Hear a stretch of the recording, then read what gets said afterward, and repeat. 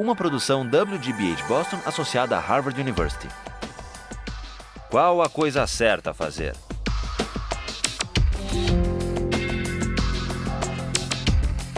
Justice, com Michael Sandel. Esta terra é minha.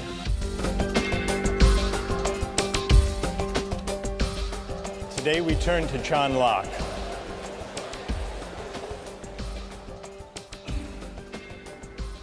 On the face of it, Locke is a powerful ally of the libertarian. First, he believes, as libertarians today maintain, that there are certain fundamental individual rights that are so important that no government, even a representative government, even a democratically elected government, can override them. Not only that, he believes that those fundamental rights include a natural right to life, liberty, and property. And furthermore, he argues that the right to property is not just the creation of government or of law. The right to property is a natural right in the sense that it is pre-political. It is a right that attaches to individuals as human beings, even before government comes on the scene, even before parliaments and legislatures enact laws to define rights and to enforce them. Locke says in order to think about what it means to have a natural right, we have to imagine the way things are before government, before law. And that's what Locke means by the state of nature. He says the state of nature is a state of liberty.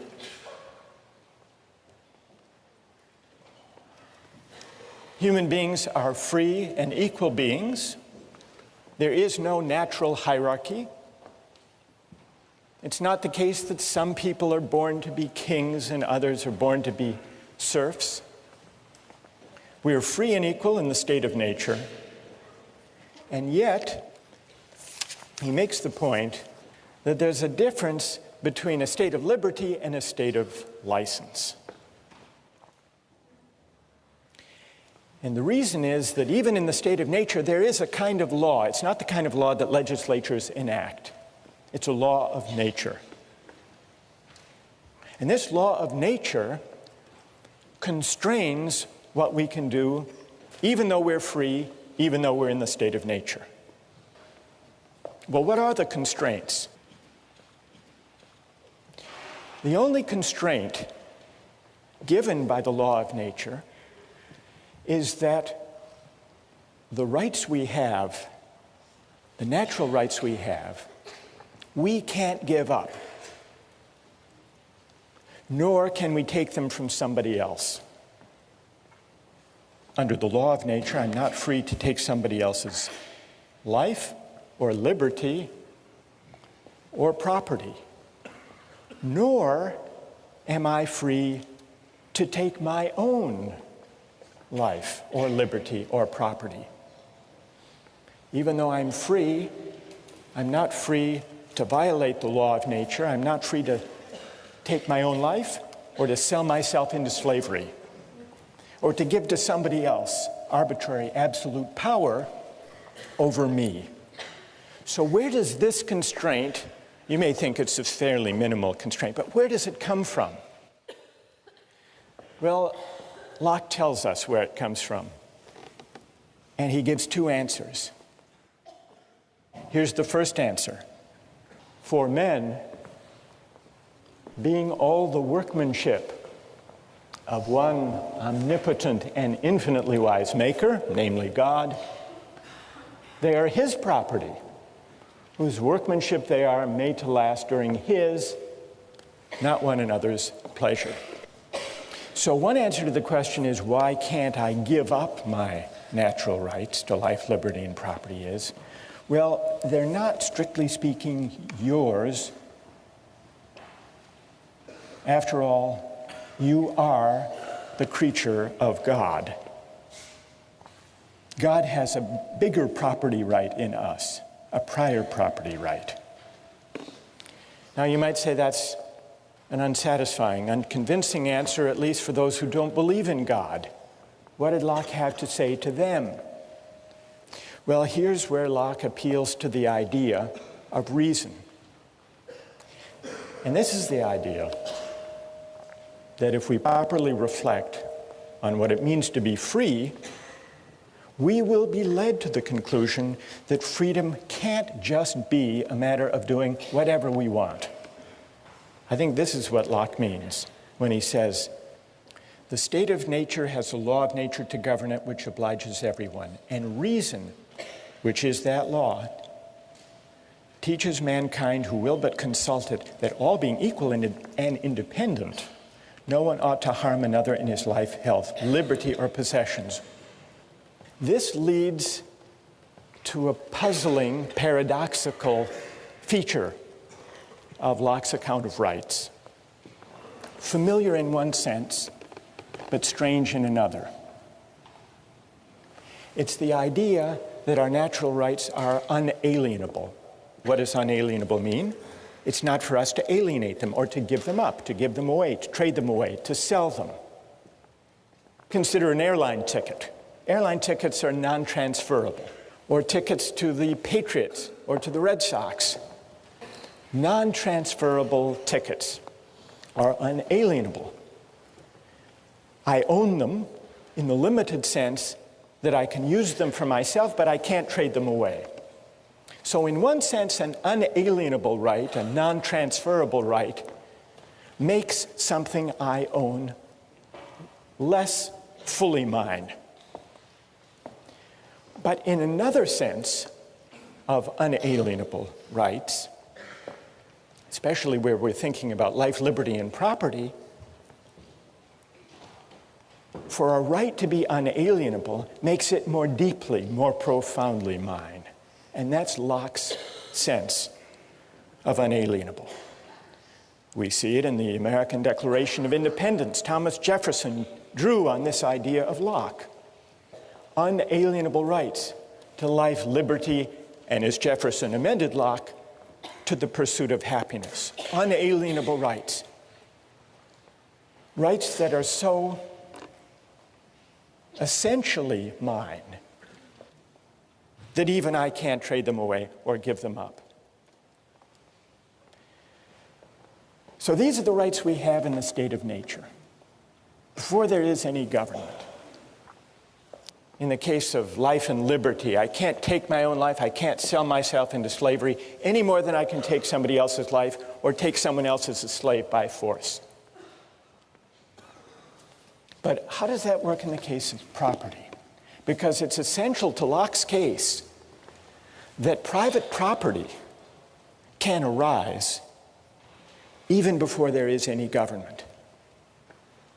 How can there be a right to private property even before there is any government? Locke's famous answer comes in section 27. Every man has a property in his own person. This nobody has any right to but himself.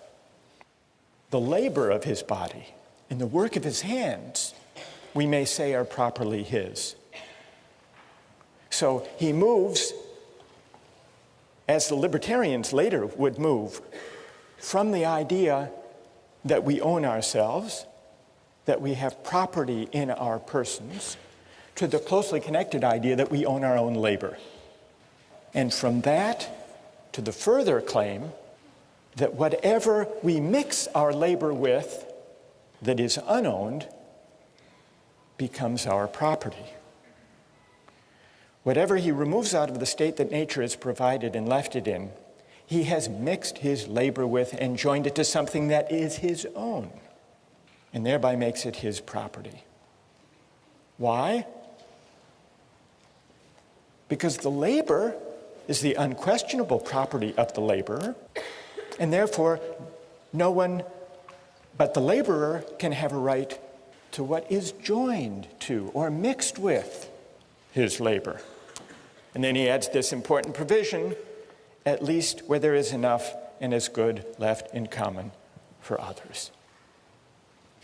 But we not only acquire a property in the fruits of the earth, in the deer that we hunt, in the fish that we catch, but also if we till and plow and enclose the land and grow potatoes, we own not only the potatoes, but the land, the earth. As much land as a man tills, plants, improves, cultivates, and can use, the product of, so much is his property. He, by his labor, encloses it from the commons. So, the idea that rights are unalienable seems to distance Locke from the libertarian. The libertarian wants to say we have an absolute property right in ourselves, and therefore we can do with ourselves whatever we want. Locke is not a sturdy ally for that view. In fact, he says if you take natural rights seriously, you'll be led to the idea that there are certain constraints on what we can do with our natural rights, constraints given either by God or by reason, reflecting on what it means really to be free. And really to be free means recognizing that our rights are unalienable. So here's the difference between Locke and the libertarians, but when it comes to Locke's account of private property, he begins to look again like a pretty good ally. Because his argument for private property begins with the idea that we are the proprietors of our own person, and therefore of our labor, and therefore of the fruits of our labor, including not only the things we gather and hunt in the state of nature, but also we acquire a property right in the land that we enclose and cultivate and improve. There are some examples that can bring out the moral intuition that our labor can take something that is unowned and make it ours. Though sometimes there are disputes about this. There's a debate among rich countries and developing countries about trade-related intellectual property rights. It came to a head recently over drug patent laws. Western countries, and especially the United States, say, we have a big pharmaceutical industry that develops new drugs. We want all countries in the world to agree to respect the patents. Then there came along the AIDS crisis in South Africa. And the American AIDS drugs were hugely expensive, far more than could be afforded by most Africans. So the South African government said, we're going to begin to buy a generic version of the AIDS antiretroviral drug at a tiny fraction of the cost, because we can find an Indian manufacturing company that figures out how the thing is made and produces it. And for a tiny fraction of the cost, we can save lives if we don't respect that patent. And then the American government said, no, here's a company that invested research and created this drug. You can't just start mass producing these drugs without paying a licensing fee. And so there was a dispute. And the pharmaceutical companies sued the South African government to try to prevent their buying the cheap, generic, as they saw it, pirated version of an AIDS drug. And eventually, the pharmaceutical industry gave in and said, all right, you can do that. But this dispute about what the rules of property should be, of intellectual property, of drug patenting, in a way is the last frontier of the state of nature, because among nations where there is no uniform law of patent rights and property rights, it's up for grabs until, by some act of consent, some international agreement, people enter into some settled rules. What about Locke's account of private property and how it can arise before government and before law comes on the scene? Is it successful? How many think it's pretty persuasive? Raise your hand. How many don't find it persuasive? All right, let's hear from some critics. What is wrong with Locke's account of how private property can arise without consent? Yes? Yeah, I think it justifies European cultural norms as far as when you look at how Native Americans may not have cultivated American land, but by their arrival in the Americas, that contributed to the development of America, which wouldn't have otherwise necessarily happened then or by that specific group. So you think that this is a defense, this defense of private property in land? Yes, because it complicates original acquisition if you only cite the arrival of foreigners that cultivated the land. I see. And what's your name? Rochelle. Rochelle? Yeah. Rochelle says this account of how property arises would fit what was going on in North America during the time of the settlement, the European settlement. Do you think, Rochelle, that it's a way of defending the appropriation of the land? Indeed, because I mean he's also justifying the Glorious Revolution, so I don't think it's inconceivable that he's also justifying colonization as well. Well, it's an interesting historical suggestion, and I think there's a lot to be said for it. What do you think of the validity of his argument, though? Because if you're right that this would justify the taking of land in North America from Native Americans who didn't enclose it, if it's a good argument, then Locke's given us a justification for that. If it's a bad argument, then Locke's given us a mere rationalization that isn't morally defensible.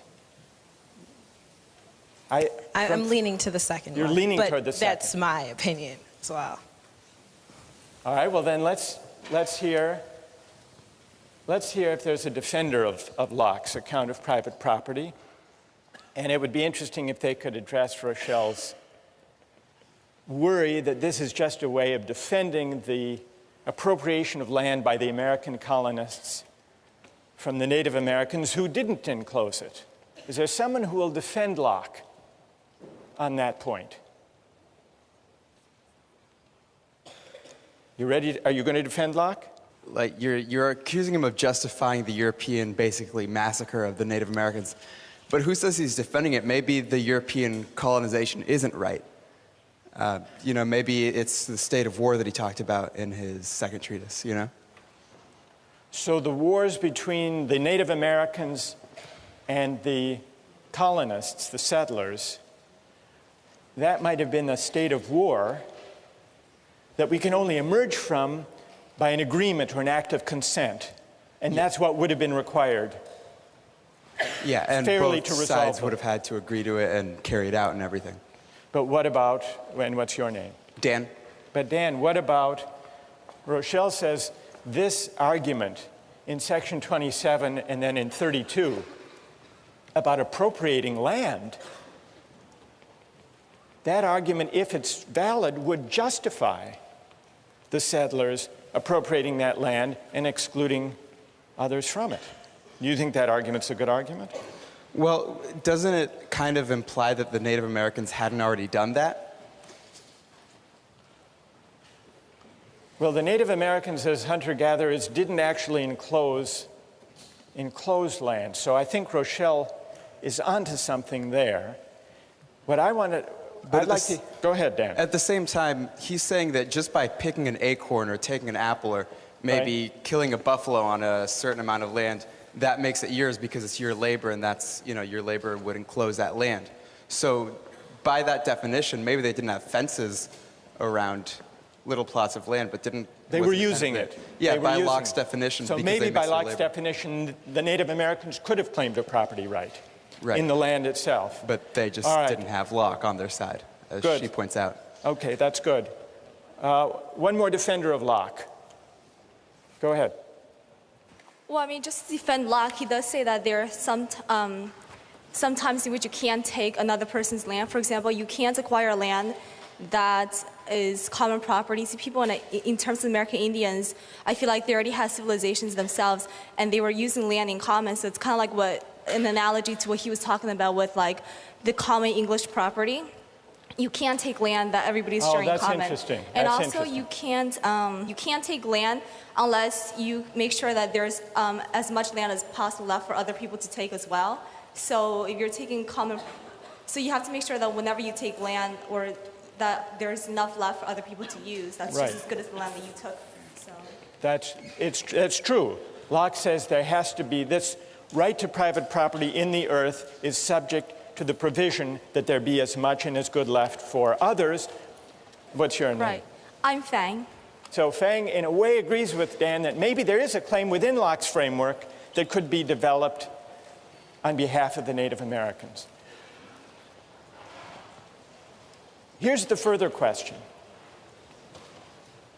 If the right to private property is natural, not conventional, if it's something that we acquire even before we agree to government, how does that right constrain what a legitimate government can do?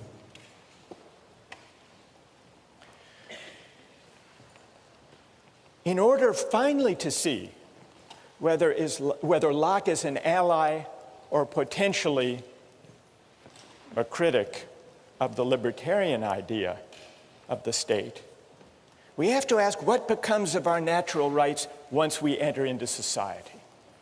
We know that the way we enter into society is by consent, by agreement, to leave the state of nature and to be governed by the majority and by a system of laws, human laws. But those human laws are only legitimate if they respect our natural rights, if they respect our unalienable rights to life, liberty, and property. No parliament, no legislature, however democratic its credentials, can legitimately violate our natural rights.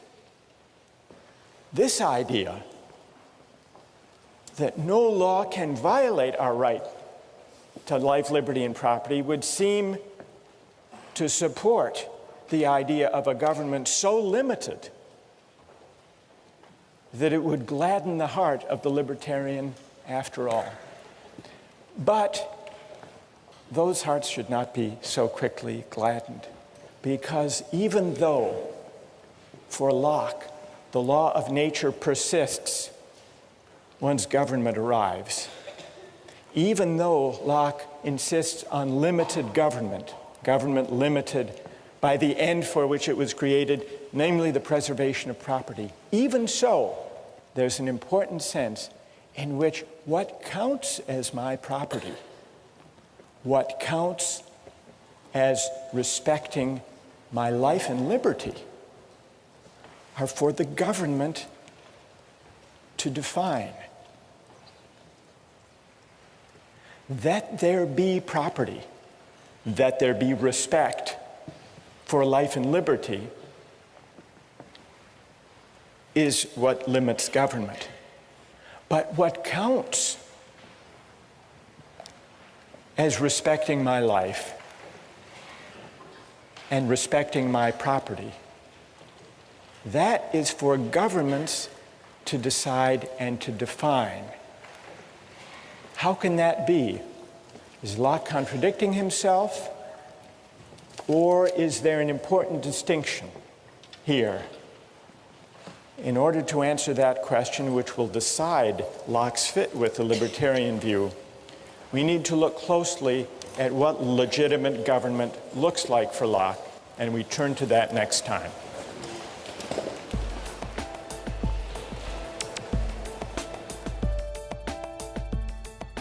Nikolai, if you didn't think you'd get caught, would you pay your taxes? I don't think so.